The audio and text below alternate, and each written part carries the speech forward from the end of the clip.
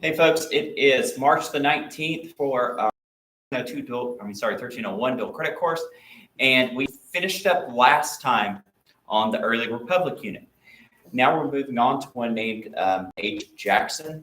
In fact, the dates for that are generally the 1820s to 1830s. The reason this has its own unit is because we're going to see a big change in American demographics, the way politics work, and we're going to see that first real serious divide, of course, after the formation of the Constitution between the North and the South.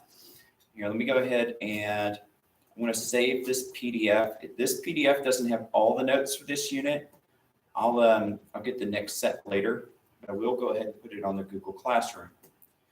So the reason why we have one over this is when we see that the vote for the presidency in America become more and more popular.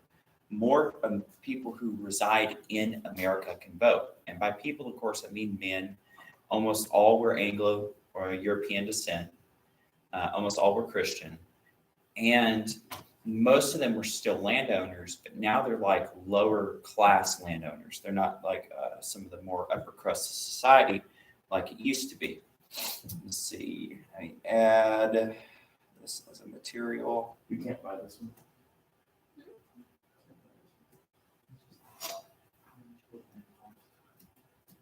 That one might go.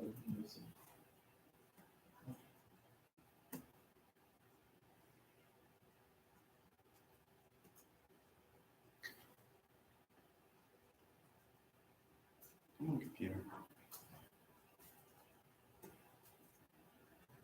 Okay.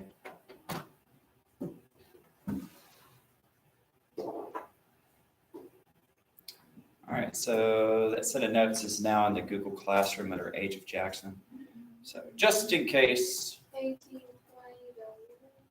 1830s. What's funny is our next unit, Westward Expansion, is going to backtrack some. It's going to backtrack to the 1780s, but move forward as well up to the 1860s.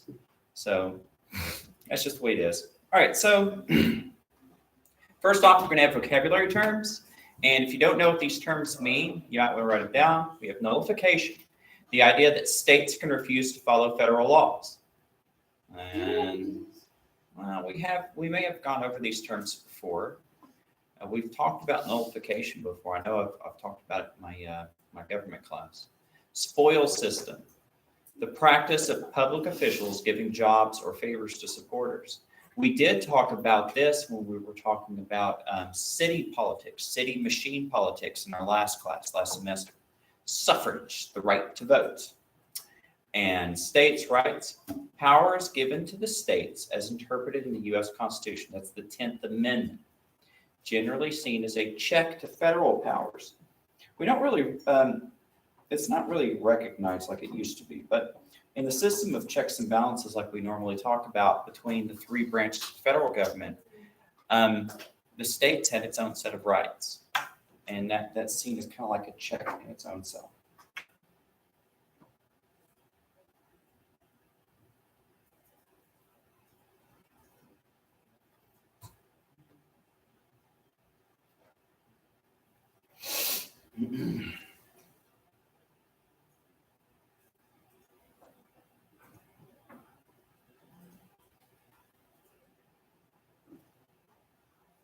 All right, so last time we ended off with the end of the presidency of James Monroe, what's also known as the era of good feelings.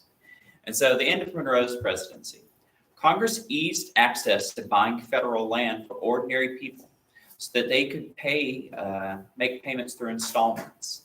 You know, kind of like when somebody takes a car loan and then they're paying a car note monthly. You have something similar here, as the federal government has acquired all of this land from Louisiana Purchase. And so it's like, well, what do we do? Well, there's going to be a big question to that. What do we do with the land? Can this land become states? How do we section it off? What are the rules? Well, they're going to have to make all of this, of course, during, and there's more than one. There's the Northwest Ordinances. And there they're going to outline the rules for things like it has to have a government, and it has to have a certain voting population, and it has to make its own constitution and send delegates. And all of those things must be deemed as constitutional under U.S. law. This led to many people buying land on credit, however. So it's going to get a little dangerous. A lot of people are going to see that the land that's being sold by the federal government is way undervalued, so you can buy it cheap. So this is going to promote land speculators. These are people who want to buy it land cheap and then sell it at a higher price later on when the price goes up, naturally due to just supply and demand. But in order for a lot of people to get this land, they would of course use credit, which was kind of dangerous in the economy. Whenever you're taking loans in order to essentially gamble, it could be risky. And if you fail and you lose, then the banks can lose all their cash. It's just really hard. Many purchasers were speculators, people who bought, I just said that. The banks liberally extended credit to those wishing to buy land at great risk. So the banks at this time, especially before we had a lot of buyer's remorse from bad lending practices, thought that this was a good way for them to collect interest. And that's how most banks, that's how all banks, as far as I know, make their money. You make deposits, and then they loan out your deposit, and they expect interest back. They make these loans through business loans, car loans, land loans, mortgages, and that's how they stay afloat and make their profit. However, back then, because they had less regulation, they weren't very good about checking on collateral and things like that, so there was a lot of scammers. As the 1810s closed the economy in Europe, as the 1810s closed, the economy in Europe brightened. They no longer needed U.S. goods. And that's especially going to be after the time of Napoleon. Once the Napoleonic Wars are over, France is no longer under such a radical, unstable government, leading all the other kingdoms around them to really just have to be on constant vigilance. This is hurting international trade. Once France is finally tame again, the whole world's doing better. Latin America gained independence, reducing gold for Europe. So now, the thing is, though, a lot of Latin America was already running out of specie, all that gold and silver anyways, because Spain had already stripped it. In fact, Spain, from its American colonies, brought so much money back to Europe. Some historians believe this is why capitalism was actually able to grow in Europe. It's because before this time, during the Middle Ages, gold and silver was pretty rare. It was so rare there wasn't a lot of money. That's one of the reasons so many people had to pay in kind, like through agricultural goods. But thanks to Napoleon, Spain and Portugal have been weakened so much, they weren't able to retain their lands in South America and through the Caribbean. And so they were able to gain freedom, especially guys like Simon Bolivar, who is known for founding at least 4 or 5 different South American countries, such as Venezuela. He was a big fan of Napoleon. He thought that they could make South America something like Napoleonic France. Didn't really work out, though.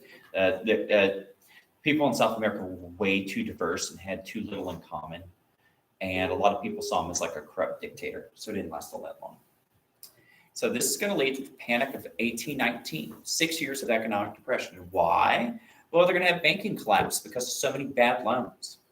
Kind of like the housing market crash we had 15 or so years ago, I think. There were so many high-risk loans out to first-time homeowners. Based on regulations, banks were forced to give out loans to people who didn't have good credit or any way to have a safety net in their loan. Well, of course, those people, since they were high-risk lendees, defaulted, and it happened enough to where you had a worldwide panic. So we're having something similar happen here in America. Except we're having too much money instead of not enough. Yeah, right now it's a possibility we could have a risk for inflation, like maybe hyperinflation or something like that. It could happen, but that's one of the reasons why some people are like, well, how do you combat inflation, when you take the money out of the supply. And how do you take money out of supply?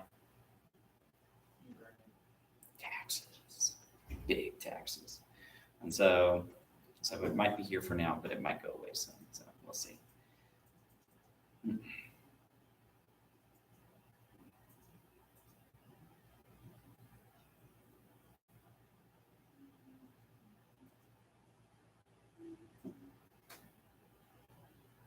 All right, ready for the next one?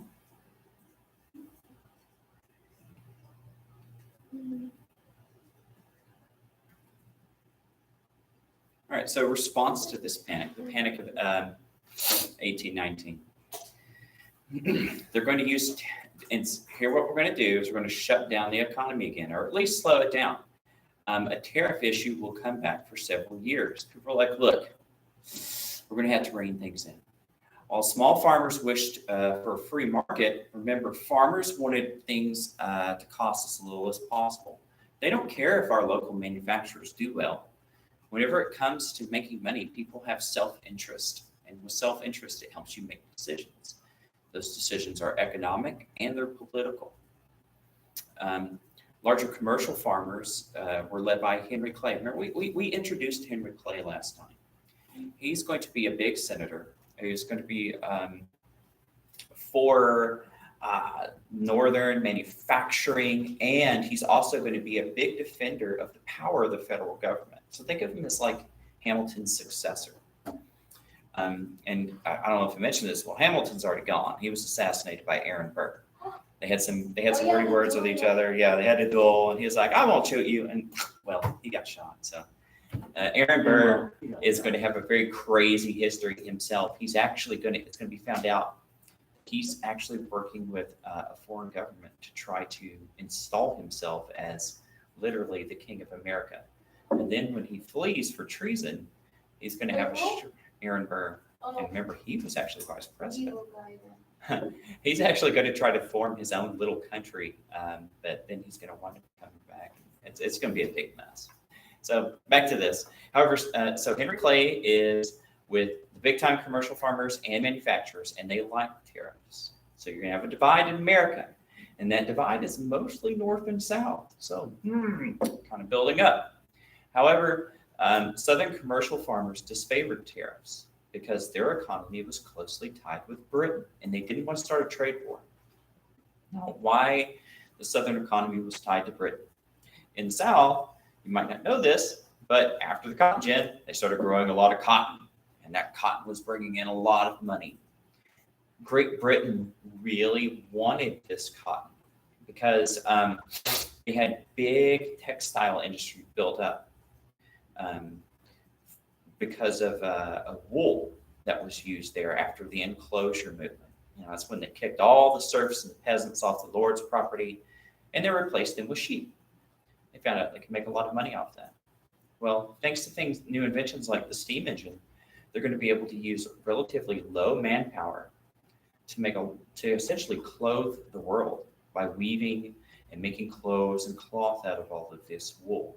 And then they're going to find that people actually really like to wear cotton better. It's lighter, smoother, it dries out better, it's easier to wash. And in the South, we were able to provide that cotton to them. Cotton is superior to wool in everything. Yeah, I'm not a fan of wool. I mean, yeah, if it's really cold and I got something in between me and the wool, it's okay. But yeah, if it's touching my skin, Yeah, wool is rough.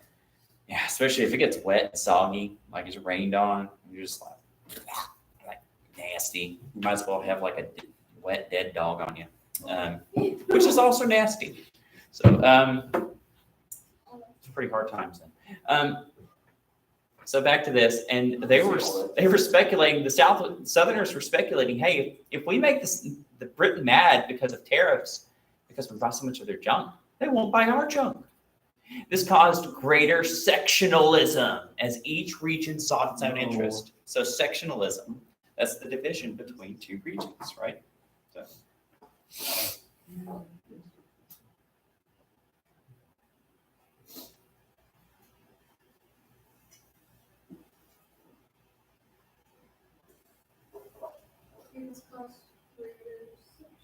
Yeah. Yeah, sectionalism. It's essentially like the opposite of unity, right? It's almost like disunity. And it doesn't mean they hate each other. It just means that they're just a lot less in common.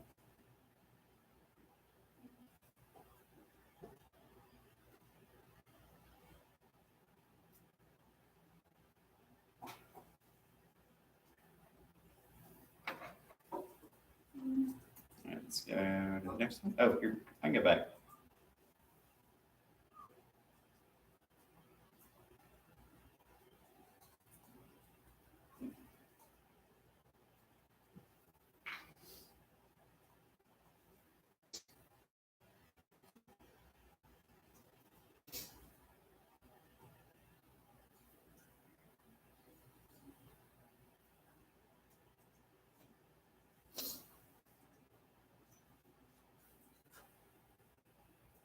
Okay. Okay.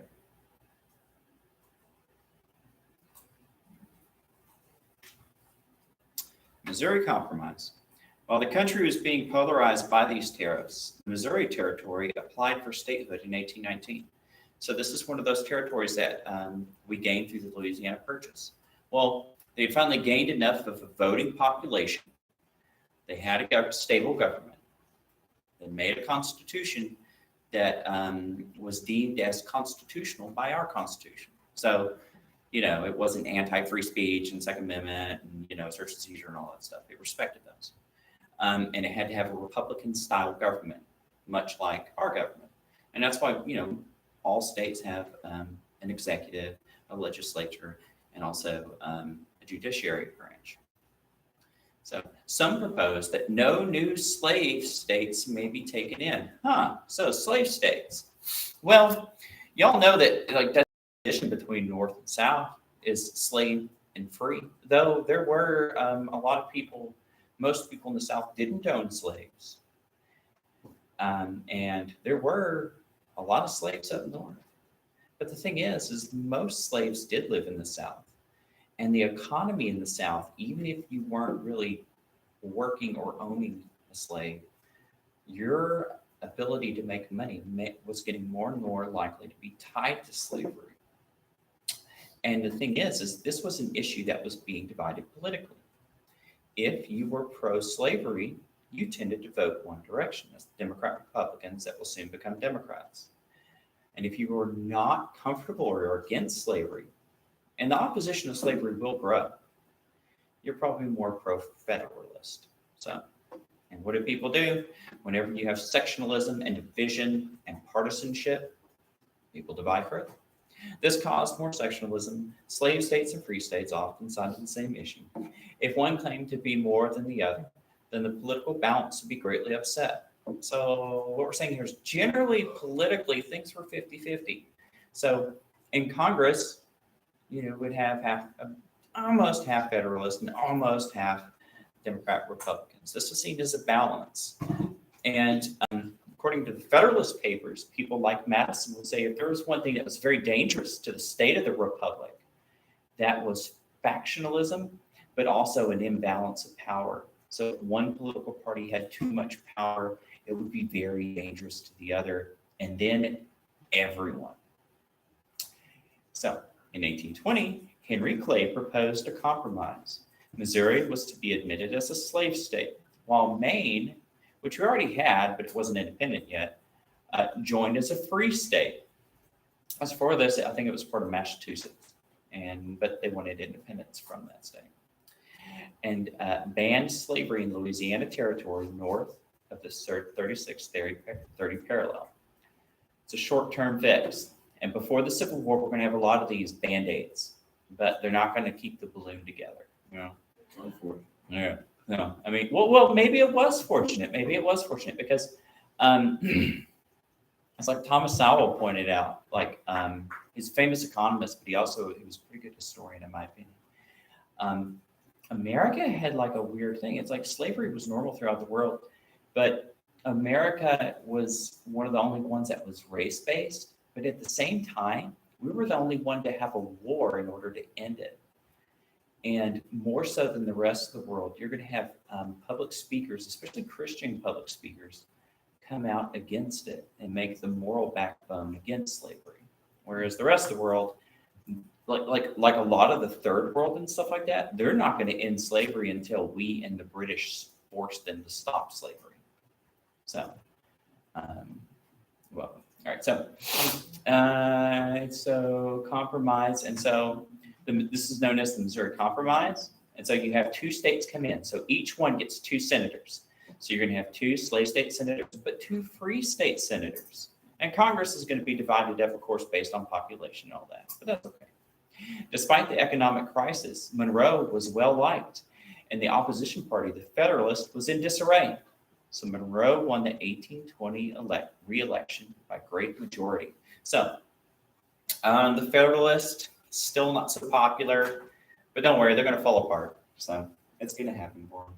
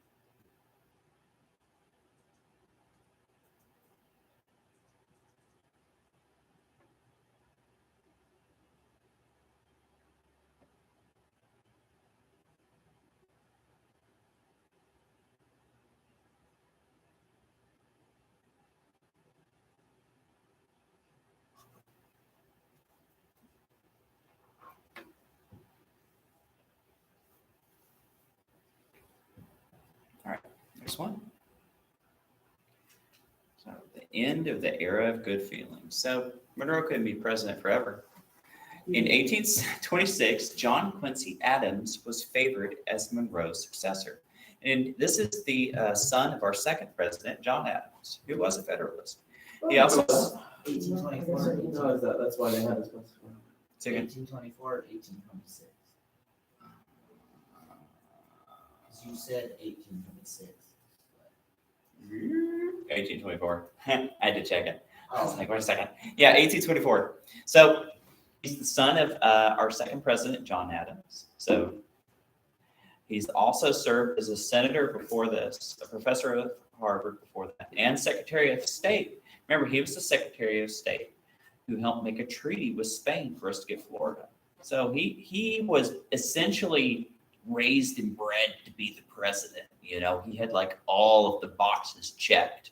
He had been in the Capitol essentially his whole life. He was just groomed for it. However, he faced three presidential opponents: Henry Clay, William Crawford, and most importantly, Andrew Jackson. So he might have seemed on paper to be the perfect man for the job, but there was a lot of other people who wanted to be president too. Due to his fame and ability to speak to the common man, remember, this guy was a multiple-time war hero, especially to everyday Americans who fought in wars. Jackson won the popular vote. He won the popular election. That's first, and the most plurality of the electoral college votes. But unfortunately for him, he did not win the majority of the whole number of electors as outlined in the Constitution. Therefore, the election was deemed undecided and had to go to Congress. So, what? yeah. Now, there are going to be constitutional amendments that are going to, one in particular, I forgot which number, is going to rework how the Electoral College works. But even though he had the most, it didn't cross the threshold for a win. So, one extra vote just wasn't enough. Sounds like corruption to me. Well, it's how it was written. They wanted the presidency. At first, the presidency was intended to represent all the states, right? And so they wanted the win to be a big win. And if it couldn't be a big win, it had to go to the people's house, which if the people couldn't quite get it, then their representatives who were the most direct towards those groups of people were supposed to select it. But it's going to be messy. It's going to be messy. So see you. Okay. Oh, wait. Okay.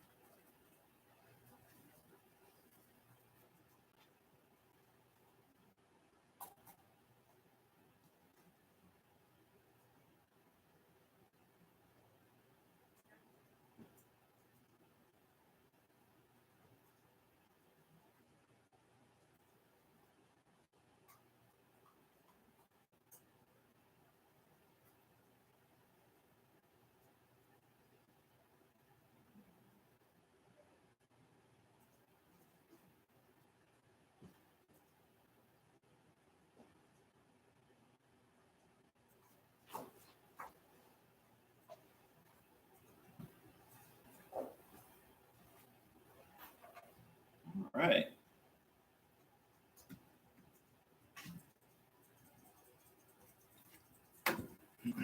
So John Quincy Adams. Huh. Kind of a spoiler alert, right? All right. So Henry Clay was the Speaker of the House, however. So he was the Speaker of the House, the guy who essentially kind of in a way runs how the House of Representative works and proposes the rules and legislation and stuff. It was also a guy who was running for president. So he realized he had a path to victory at the presidency, however. So he chose to endorse Adams, somebody who he trusted and knew better. And they saw Jackson as like this dangerous outsider. Like people, he was a fighter. He was known for being loud, and a little obnoxious, had a temper problem. They thought that he was a self-educated man, pretty smart in his own right, but he wasn't well-educated and refined like they saw the office of the presidency should have. And he didn't have all the political friends Adams did. So Jackson's followers at this loss became very mad because they're like, hey, we got the most votes. This is the most popular guy. Why isn't he the president? There's nothing democratic about it. And they believed they had been robbed of the presidency by Washington's crooks. However, John C. Calhoun did not care for Adams. If you remember, they're, like I hinted at earlier, they're going to become opposed to one another economically and ideologically all the way up to the Civil War. And he sought to sabotage Adams' presidency with a tariff so unpopular that Adams' favorability would plummet. Adams fell for it and passed the Tariff of Abominations, which was unpopular with almost everyone. So this is going to be a huge tariff. And it's going to raise a lot of those sentiments that people had about high taxes from the British. But, Adams fell for it. He was a Federalist, and it was sold to him as a bill to kind of like help out with American manufacturing by getting rid of competition. But it's going to raise up so many prices within America across so many sectors. People are really going to resent Adams. It'd be kind of like raising very, very high taxes here today. It makes you instantly unpopular.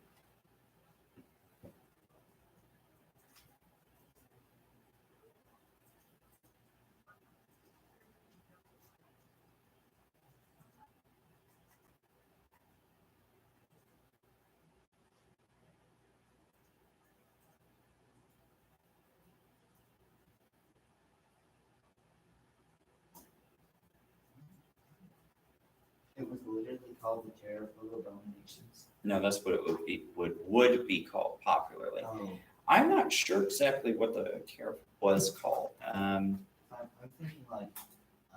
I don't think they would have passed it. If that was called that, why'd you pass it? Now, dear Mr. President, will you please sign the tariff? No, don't look at the name. Don't look at the name. It's Obama awesome. Yeah. So, just a typo. Just a typo. And there was drama. Obama awesome. Yeah. There was drama, and I'm sure there always is. Okay. All right. So, suffrage and changes in voting.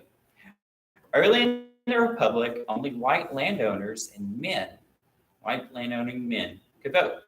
Not a problem with most folks who were farmers. However, economic conditions would change in America. More and more bankers and lawyers and manufacturers would start to grow in our burgeoning economy. And more states would allow these folks to vote without having to own property. If I remember correctly, Rhode Island for a very short while allowed women to vote too, until a lot of bad press about it, and then they stopped. So here's an example. In 1800, only 3 states did not have property qualifications by 1824. Only 5 of the 25 states had property qualifications. In the election of 1824, 356,000 men cast ballots for the president. That number tripled 4 years later. So only 4 years, you would have the voting population triple. And so with that many more people voting, it's going to be new voters. And these new voters aren't really going to be tied to the way that things used to Jackson in, the outsider, right? As more people gained the right to vote, the elite began to lose influence. So we're talking about those people who came from well-established families before the American Revolution, during the American Revolution, and right afterwards. They were the top dogs. Voters wanted people who represented them, however, who were more like themselves, reminded of themselves, but a little cooler. And they wanted to vote for that guy.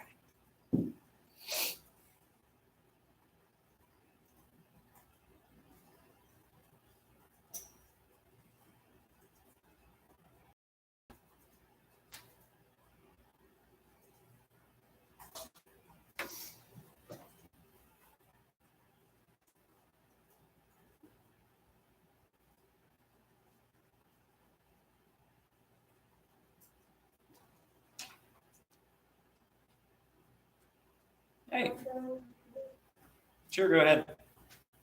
It's for science, right? No, it's for Shelton. Oh, yeah, you're supposed to get yours from somewhere else. Yeah, it's either Dr. Elliott or math. Yeah, I'm sorry, I'm only supposed to loan these out with science. Yeah, I don't know how I'm linked to science, but apparently I am. You were a science teacher at one point. Well, when you think about elementary and intermediate, sometimes they'll divide it like your social studies teacher is also your science teacher. In my elementary school. Or no, it's math and science and English and social studies. That's how it normally is. Yeah. My elementary school it was science and history. That's tough. Did they combine the English and the math? Yeah. That's tough because English and math are like the 2 hardest subjects on the teacher. To combine those is tough. Yeah, they didn't combine them. They just taught the subjects. We'd have like math time and then. Oh, okay. But I don't know why they split the teachers up like that. Save manpower, I think. Well, yeah, I'm sure we're saying. And it's how the state certifications are too. It's easier to get certified over like everything for the little kid grades. But then when you get up to middle school, high school, the teacher has to specialize. Yeah, Stuff, so. unless they like specialize in everything. You could kind of do that. I mean, like Education. you can get the general social studies one like I got, or you could get the general high school science one like Mr. Hamilton has, and then the general English one, and so on and so forth. Just collect all the big general ones, like the general math. I couldn't do the math. I don't have enough math background. But if I studied for a little bit, I bet I could do science. And I'm pretty sure I could get English out the door. Pretty sure. Hey, let's go ahead and let's do one more. We'll call it good. All right. Bring it in, Andrew Jackson. Yeah, he had that hair. Andrew Jackson. In the 1820s, John C. Calhoun and a guy called Thomas Hart Benton transformed half of the Democratic Republicans into the new Democrat Party. So this is the birth of the Democrat Party, one of our modern parties. They wish to return to the old Jeffersonian ideas of simplicity, democratic principles, state rights, and agriculture, especially the idea of just one person being a property owner. but also a citizen of their country, right? This appealed to new voters because guess what? New voters, especially newcomers to America from Europe, they wanted that. They wanted to be a property owner. Back in Europe, only the super rich and noble ancient families got to own property. That was a real big step up. Jackson ran as a Democrat, so he's going to be the first Democrat president in the election of 1828, defeating John Quincy Adams, 68% to 32% of the Electoral College. It's going to be a landslide, and it's going to be because of this new voter base. Jackson reflected the aspirations of the common man, at least he seemed to be, who worked up from nothing. He was born in a log cabin. His father died when he was 2 weeks old. He fought the British in the Revolution when he was only 13.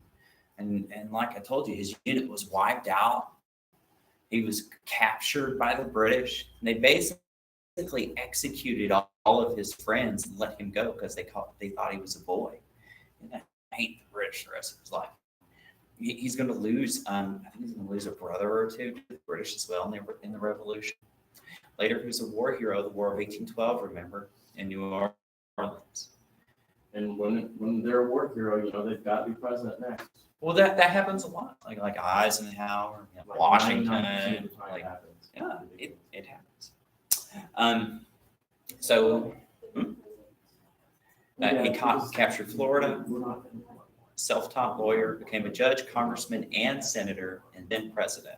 So yeah, I mean, it was like the American dream to a lot of people. You're like a dirt poor orphan, and you can like work your way up through all these things and become president of the U.S. So, but we'll talk more about his personality and character when we come back next time. But for now, that's where we're going to leave it off. With the age of Jackson. So, but yeah, Monday, make sure you are prepared for your test. Does that tell the early republic? And all that good stuff. So